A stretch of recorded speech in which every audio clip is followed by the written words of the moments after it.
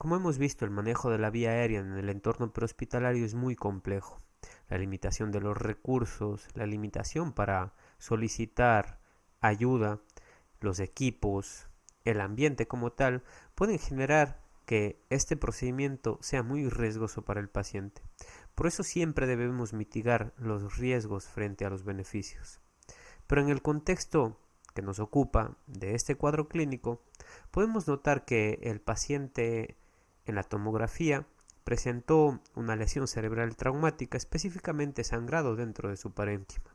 Dentro de este contexto de la lesión cerebral traumática, o como lo conocemos en nuestro medio, trauma cráneoencefálico, podemos encontrar muchas lesiones. Pero todos sabemos que existe una lesión cerebral primaria que se deriva de la transferencia directa de energía al parénquima cerebral y una lesión cerebral secundaria que ocurre posterior a la lesión. Esta lesión cerebral secundaria es aquella condición clínica a la que apuntamos como profesionales de la salud a evitar que sea grande o que genere más daño dentro del cerebro, porque la lesión cerebral secundaria sobre todo está asociado con algunos factores o con algunas situaciones que podríamos nosotros llegar a evitar. Todo tiene que ver con la neurona.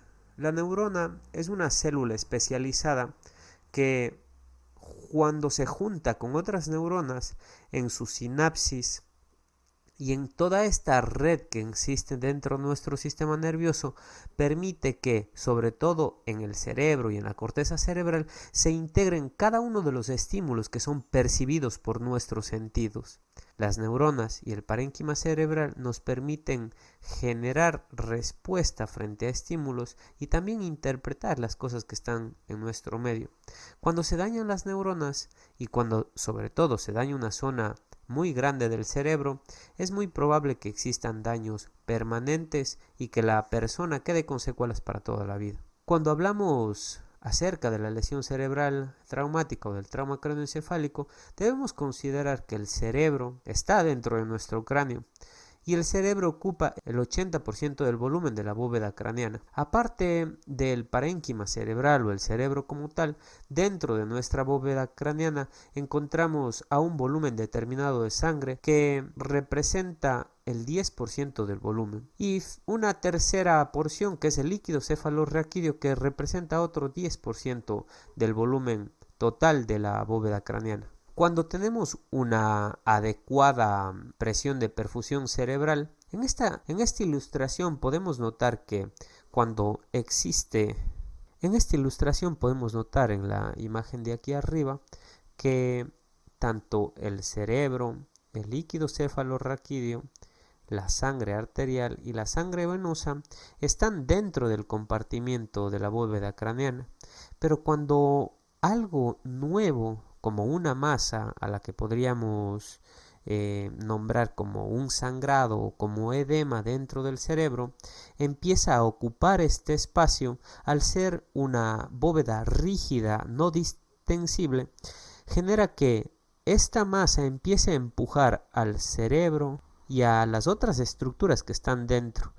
A las que va a terminar afectando en primera instancia son a aquellos líquidos cerebrales que tienen menor presión. En este caso va a afectar en primera instancia al líquido cefalorraquídeo que va a empezar a drenarse hacia los ventrículos cerebrales y hacia porciones de las meninges de la médula espinal, de tal forma que este líquido va a drenar para que se compense la presión intracraneana que se está elevando por una masa nueva dentro del cráneo. El cerebro todavía no se ve afectado. La otra parte que se ve afectada luego del líquido cefalorraquídeo es el drenaje venoso del cerebro. El drenaje venoso, como es sangre venosa, no tiene mucha presión, por lo tanto empieza a drenarse por las venas yugulares de tal forma que se compense esta presión intracraneana elevada. Llega un punto en el que la masa empieza a crecer tanto que ya no puede drenar más líquido cefalorraquídeo, que el drenaje venoso ya se ha comprometido y empieza a empujar ya al cerebro y empieza a comprometer también la perfusión arterial del cerebro, lo que termina generando una alteración del flujo dentro del parénquima cerebral, que de forma final termina afectando a toda la red neuronal que existe dentro de nuestro cerebro. Cuando hablamos de perfusión de los tejidos y cuando hablamos de que todas las células de nuestro cuerpo, para que cumplan su metabolismo y todas las funciones dentro de nuestro cuerpo, y en este caso específico de la neurona, sabemos que esta célula representada aquí con este cuadro amarillo tiene un metabolismo celular y necesita un aporte de oxígeno determinado para que supla con el consumo de oxígeno que esta célula tiene, es decir, con su metabolismo, y esto genera una balanza que mantiene el equilibrio del metabolismo celular y permite que la célula esté contenta. Pero sin embargo, cuando el metabolismo celular puede llegar a aumentar o por ejemplo cuando el aporte de oxígeno es inferior al del consumo de oxígeno de estas neuronas, la célula empieza a sufrir, empieza a generarse metabolismo anaerobio, empieza a generarse disoxia y finalmente pueden llegar a morir. Esto también provoca una serie de respuesta inflamatoria dentro del cerebro que hace proclive a todo el parénquima cerebral a que sufra edema. Todas las alteraciones en la macrohemodinamia y la microhemodinamia podrían alterar el aporte de oxígeno. Cuando hablamos de la presión de perfusión cerebral, debemos considerar algunos aspectos. En este ejemplo, el círculo azul representa la bóveda craneal y el cerebro como tal. Tenemos que todo el flujo cerebral que viene a partir de nuestro aparato cardiovascular, específicamente de las arterias, llega con una presión determinada para perfundir y entregar la sangre con los nutrientes necesarios a las neuronas de nuestro cerebro. Esta presión puede ser medida y la vamos a denominar presión arterial media. También podría ser llamada presión arterial anormal, la que conocemos, presión arterial sistólica y presión arterial diastólica. La presión arterial media en realidad se consigue a través de una ecuación que son dos presiones arteriales diastólicas más una sistólica dividida para 3. Esa es la fórmula para poder calcular la presión arterial media. La presión arterial media perfunde el tejido cerebral con esta presión. Dentro de la bóveda craneana existe una presión que detiene a este flujo de la presión arterial media. Y esta presión que existe dentro de la cavidad craneana es a la que denominamos presión intracraneana. La presión intracraneana normal oscila entre 12 a 20 milímetros de mercurio. Y nosotros, cuando generamos la ecuación o más bien cuando restamos la presión arterial media menos la presión intracraneana, por ejemplo en este caso restar una presión arterial media de 100 milímetros de mercurio menos una presión intracraneana de 20, nos termina saliendo 80. Pero ¿qué significa esto de los 80? Esa es la presión a la que se perfunde el cerebro o a lo que denominamos presión de perfusión cerebral, que no es nada más que en su fórmula representada como presión arterial media menos presión intracraneana. La presión de perfusión cerebral normal es de 60 a 80 milímetros de mercurio. Esta presión de 60 a 80 milímetros de mercurio es la mínima con la que el cerebro está perfundido de forma adecuada, lo que permite que las células nerviosas o las neuronas cumplan con su metabolismo porque les están llegando los nutrientes necesarios para cumplirlo. Pero, ¿qué pasa cuando la presión intracraneana se eleva? ¿Qué pasa cuando la PIC empieza a aumentar? Cuando la PIC empieza a aumentar, la presión intracraneana empieza a oponerse a la presión arterial media, lo que provoca una alteración de la presión de perfusión cerebral que podría desencadenar en sufrimiento de las neuronas, y al generar ese sufrimiento de las neuronas, eso se representaría como metabolismo celular anaerobio que desencadena toda esta oleada de efectos fisiopatológicos dentro del cerebro, y a esto es a lo que denominamos la lesión cerebral secundaria. Pero ¿qué podemos hacer o cómo podemos instaurar medidas terapéuticas que consigan aumentar la presión de perfusión cerebral para mantener en equilibrio la demanda metabólica de nuestras células nerviosas dentro del cerebro? Para conseguirlo tenemos algunas herramientas y para eso es que debemos comprender muy bien la fórmula de presión de perfusión cerebral. Entendemos que la presión arterial media es una variable muy importante para que la presión de perfusión cerebral llegue a ser la adecuada y cumpla con las necesidades metabólicas de las neuronas dentro de nuestro cerebro.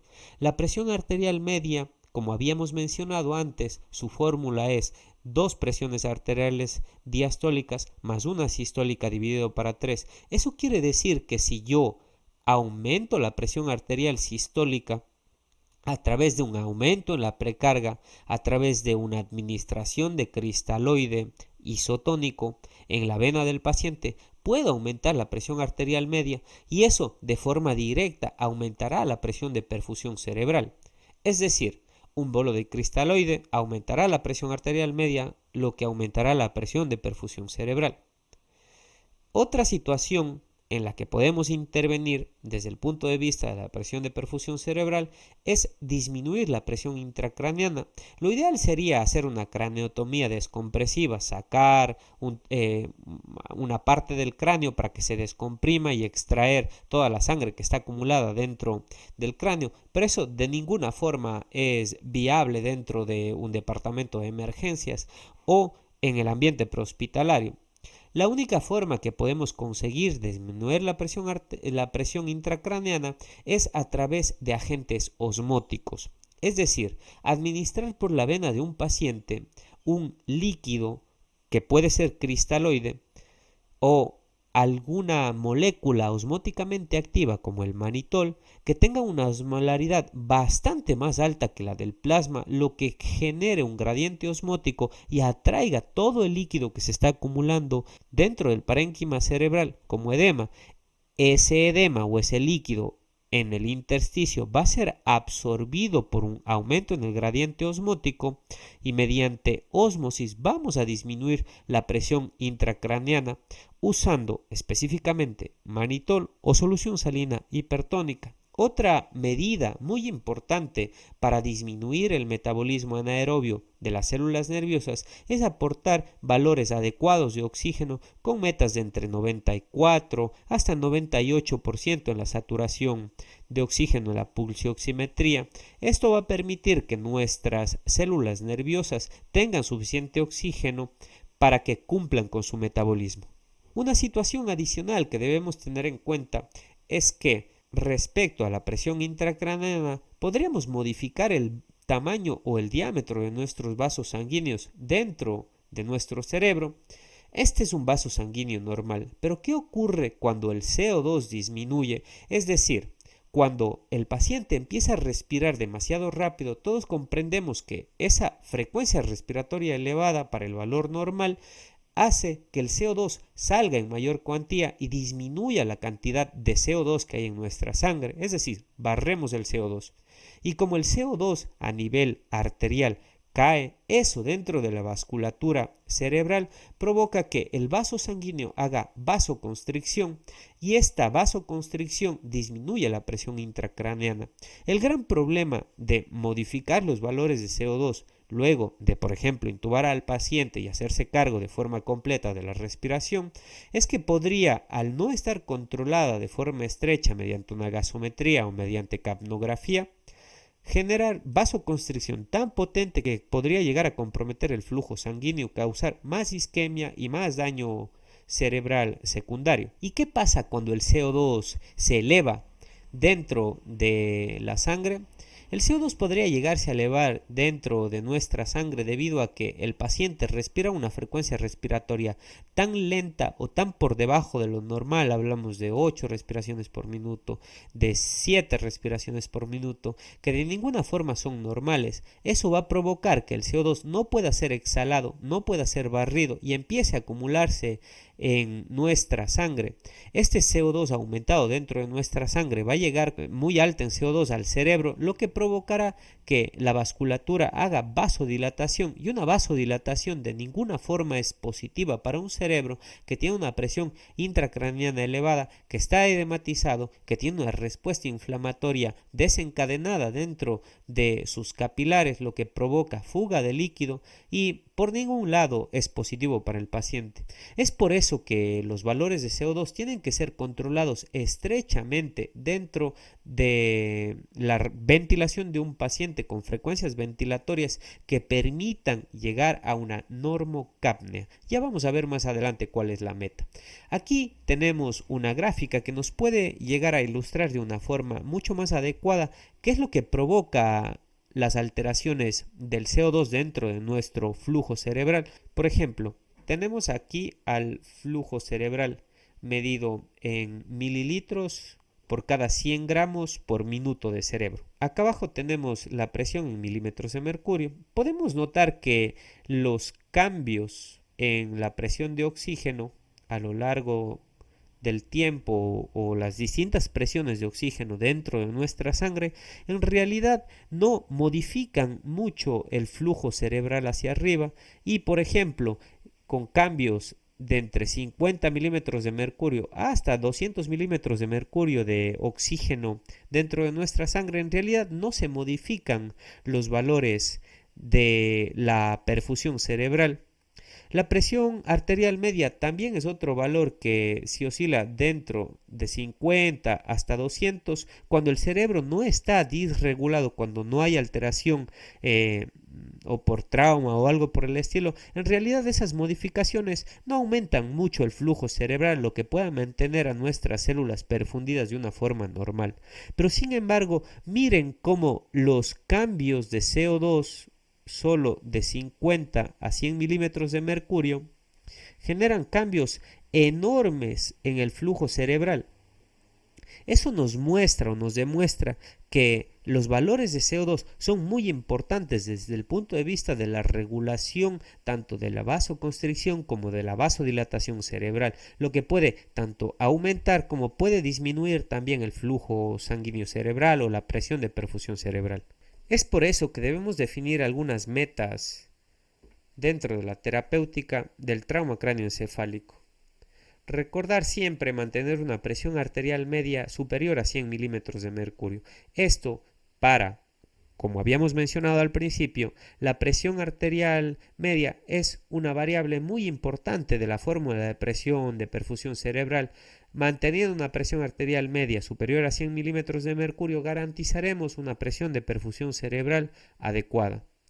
Los valores de capnografía medidos a través de un capnógrafo son muy importantes mantenerlos en normocapnia, es decir, entre 35 a 40 milímetros de mercurio, modificando las frecuencias respiratorias para conseguir estas metas, de tal forma que la vasculatura cerebral dentro del cerebro no esté ni muy vasodilatada ni con mucha vasoconstricción. Otra medida terapéutica importante es entregar analgesia adecuada al paciente. Todos entendemos que el dolor, imagínense tener un tubo endotraqueal a través de las cuerdas vocales que está generando estímulo a los nociceptores de la mucosa traqueal, que está generando ansiedad en el paciente. Esa ansiedad, tanto ese dolor, generan que las neuronas aumenten su trabajo y ese aumento de trabajo no es nada más que el aumento del metabolismo cerebral. Aumentar el metabolismo cerebral de un cerebro que está lesionado, de un cerebro que está edematizado, no es para nada bueno. Por eso es importante entregar tanto analgesia como sedación adecuada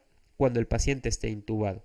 Una tercera situación muy importante es evitar la fiebre, porque la fiebre, al igual que los valores de CO2, al igual que el aumento del metabolismo secundario al dolor y a la ansiedad del paciente, también aumenta la presión intracraneana.